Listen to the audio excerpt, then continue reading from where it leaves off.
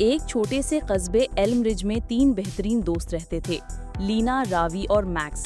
उनकी दोस्ती बचपन से थी, जब वो सब पहली जमात में स्कूल के लॉन में बैठकर मूंगफली के सैंडविच खाते थे।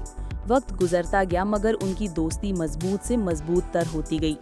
गर्मियों की एक सिपहर जब सूरज नर्म रोशनी दे रहा था, तीनों दोस्त दोबारा उस जंगल में आए जहां उन्होंने बचपन में एक दरख्त पर झोपड़ी बनाई थी।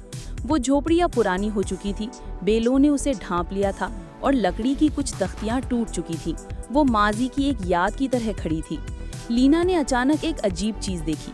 दरख्तों के पीछे एक छोटा सा लकड़ी का पुल था जिस पर काई जमी हुई थी और जिसे दरख्तों की शाखों ने तकरीबन छिपा लिया था। ये पुल पहले कभी नहीं देखा, रावी ने हैरत से कहा। ये पुल कहीं किसी कहानी जैसा लगता है, लीना ने सरगोशी की। तीनों दोस्त तजस्सुस के मारे आहिस्ता आहिस्ता उस पुल पर चढ़ गए। पुल पार करते ही माहौल बदल गया। हवा में अजब खुशबू थी, दरख्तों के पत्ते जैसे हल्की रोशनी में जगमगा रहे थे और हर चीज खामोश थी, जैसे कुदरत खुद भी सांस रोककर खड़ी हो। ये एक पुरस्कार जगह थी जिसे लोग पुराना जंगल कहते थे। बचपन में दादी अम्मा एक कहानी सुनाया करती थीं कि अगर कोई सच्चे दिल से ख्वाहिश करे तो यहाँ वो पूरी हो सकती है, मगर सिर्फ एक बार। तीनों दोस्तों ने अपनी आंखें बंद की और दिल की गहराई से अपनी अपनी ख्वाहिश मांगी।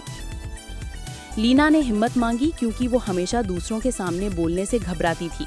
रावी ने अपने बीमार कुत्ते के लिए सेहत मांगी जो पिछले कई हफ्तों से बीमार था।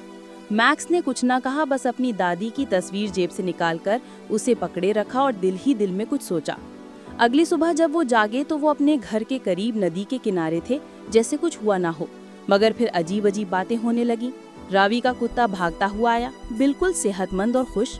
लीना ने एक बड़ी यूनिवर्सिटी के इंटरव्यू में एतमाद से बात की और वजीफा जीत लिया। और मैक्स, वो अब ज्यादा मुस्कुराता था, जैसे कोई बोझ दिल से हट गया हो।